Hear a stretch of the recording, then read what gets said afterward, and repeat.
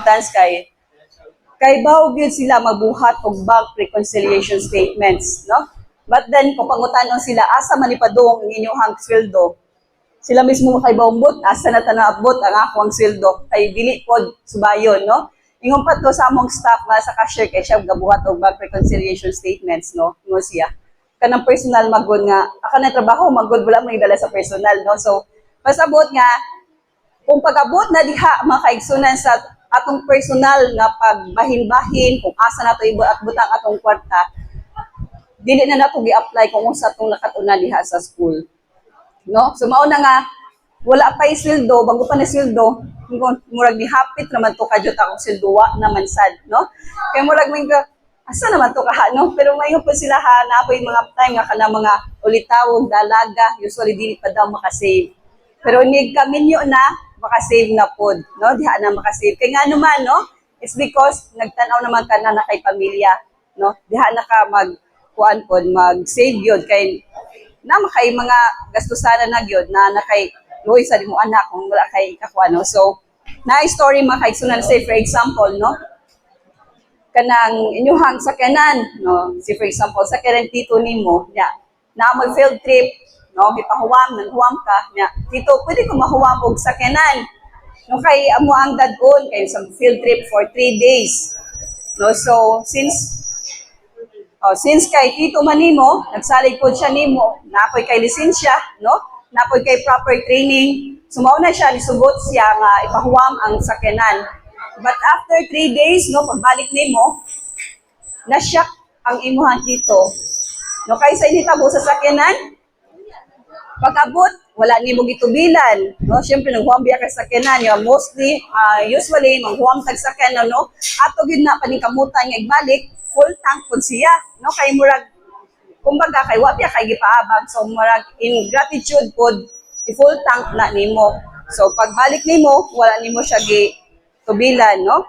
Pagkahuman kana lagi basta barkada, no, madaghan kayo kaon-kaon sa sulod, daghang ginabasura, wa pud nimo gilimpyuhan, no? Pagkahuman paglingit sa pikas sa nga side, no, sa mga napoy gas-gas.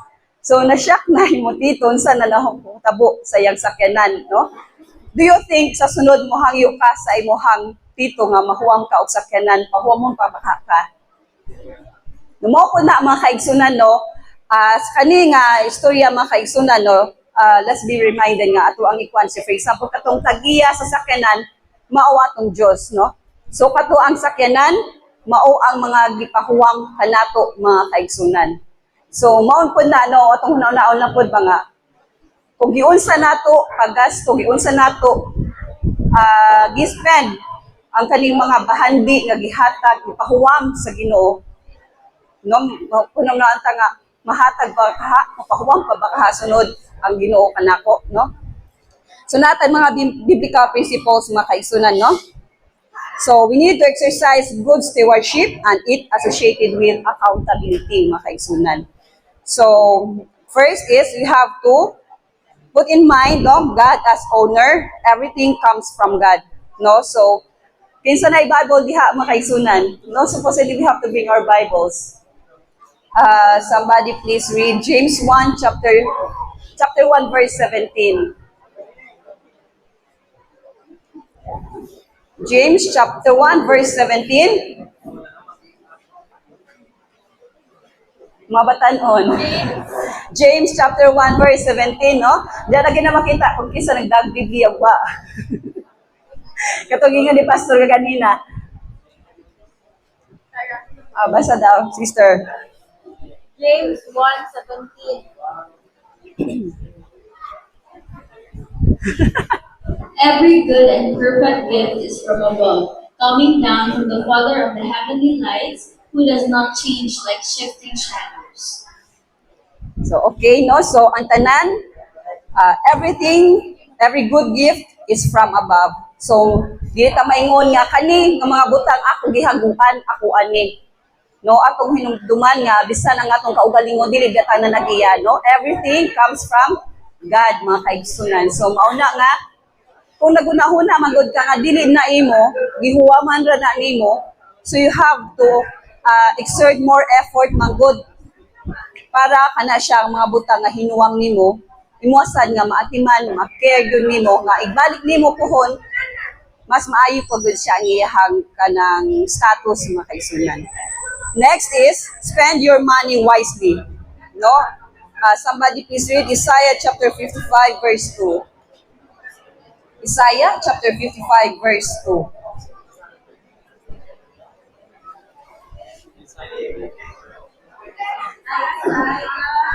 Chapter 55 verse 2. So spend your money wisely. May na kayo para mabasa kitang Bible.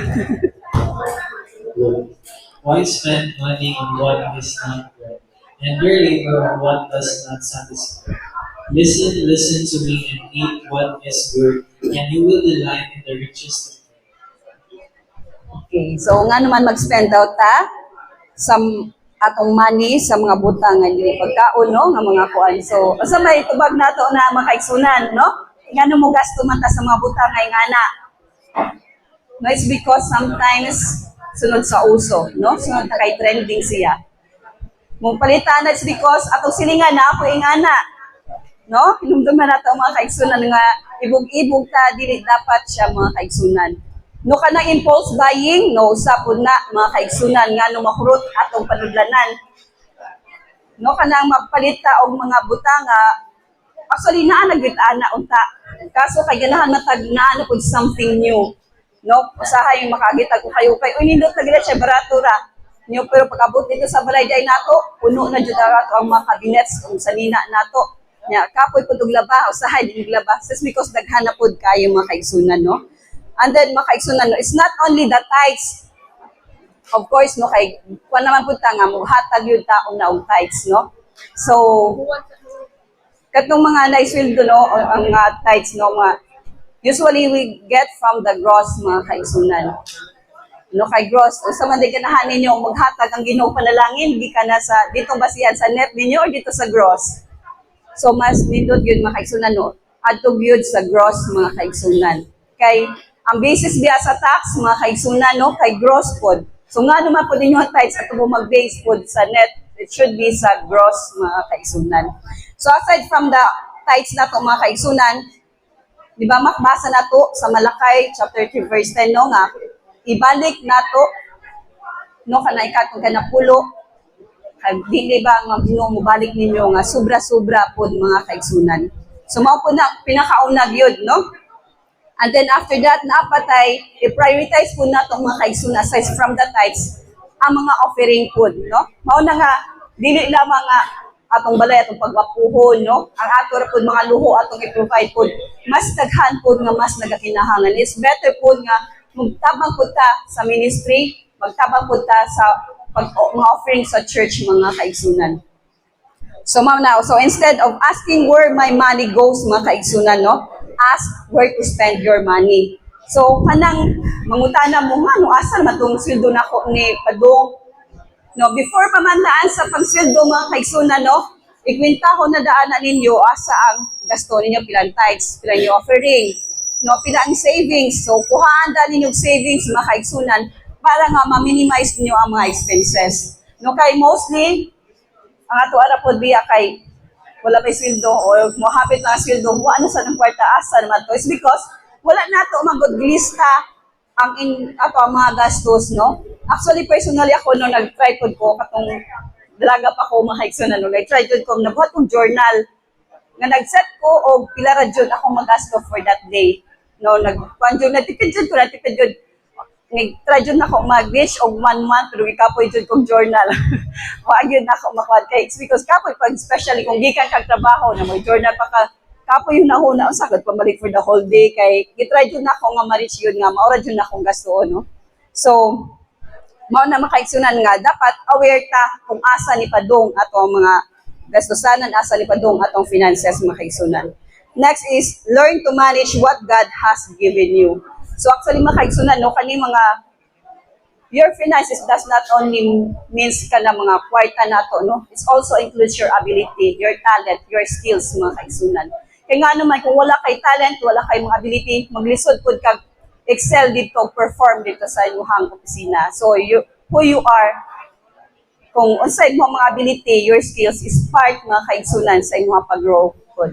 No, part po na siya nga maka-earn ka o kay siyempre kay kung performing ka, mas pas ay imong promotion, no? Mas when may kagi when may kagi recommended for promotions mga kaigsunan. So that's why nga i-manage po nato ang kung unsa ang gihatag sa Ginoo.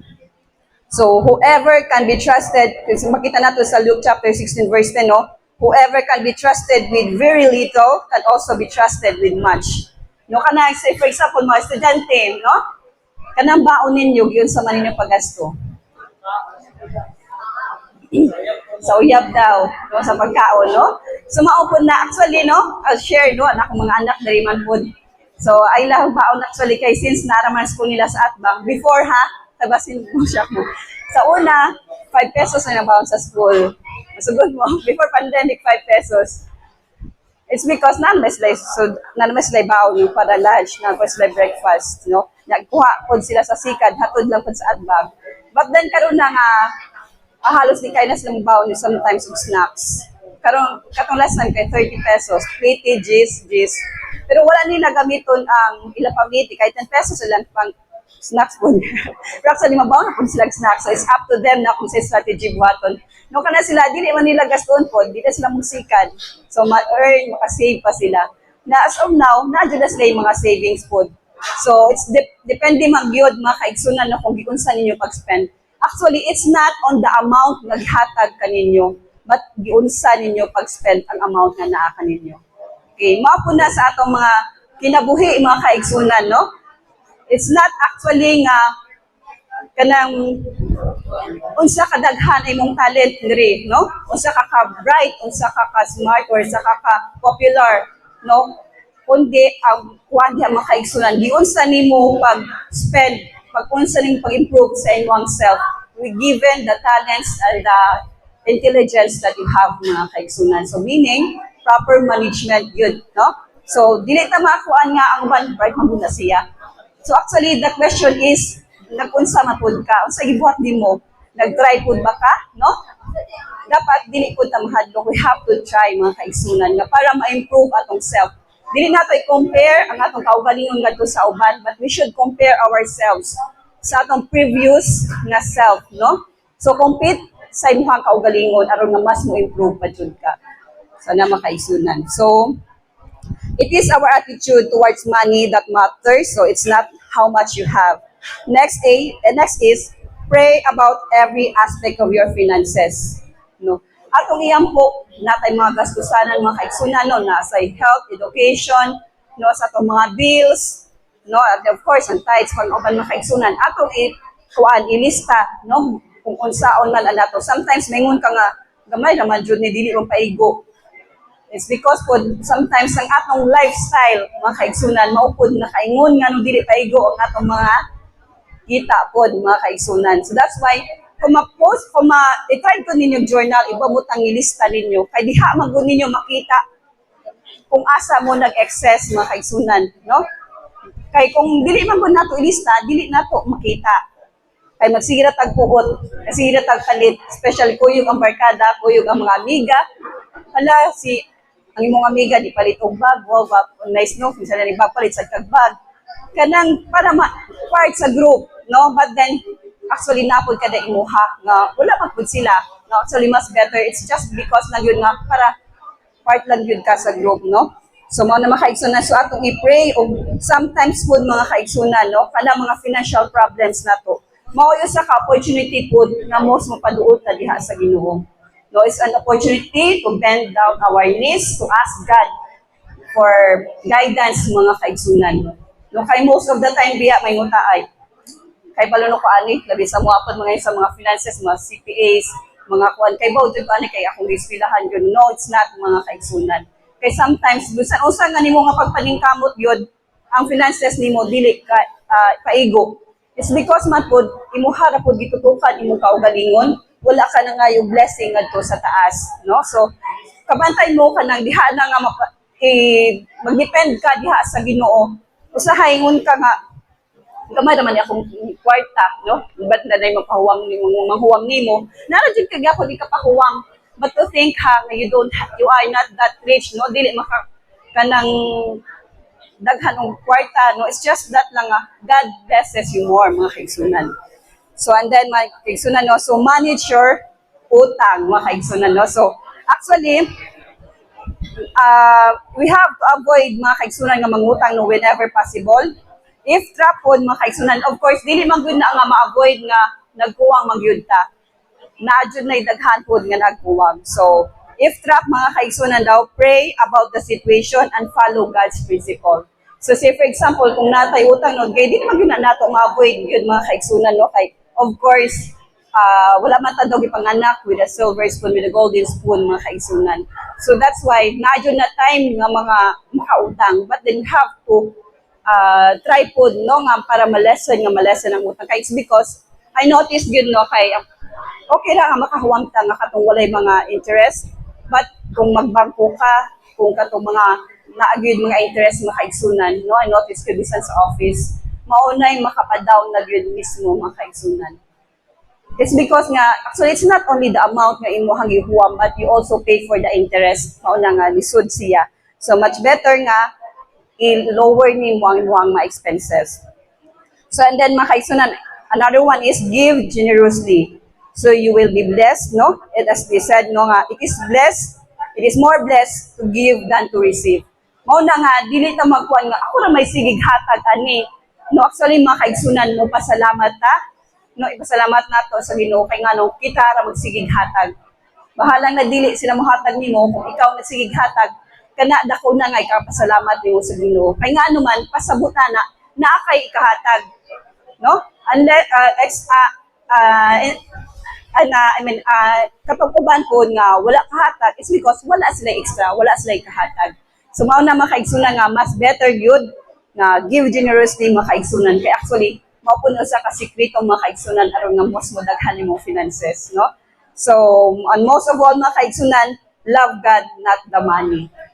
So, you have to una-una og mga kaigsunan, makalitanan, gikan sa Ginoo, kanang kwarta, mga bahandi, properties nga naa kanimo, gihatag sa Ginoo aron nga makatabang ka sa ministry, makatabang ka ngadto sa ubang katawhan. Dili lang po na actually mga kaigsunan para sa imong personal consumption, no? Para po na sa tanan mga kaigsunan. Mao nay reason nga nung naay mga poor, naay reason nga nung ikaw mas naay kwarta, aron na sila po maka-share po dito, maka-share po ka sa uban nga mas nagkinahanglan. So, mao na mga kaigsunan, no, para sa ako sa finances, kung actually ba sa naglapos na sa time. So, mao na mga kaigsunan, no, sa makausap na yung hapon.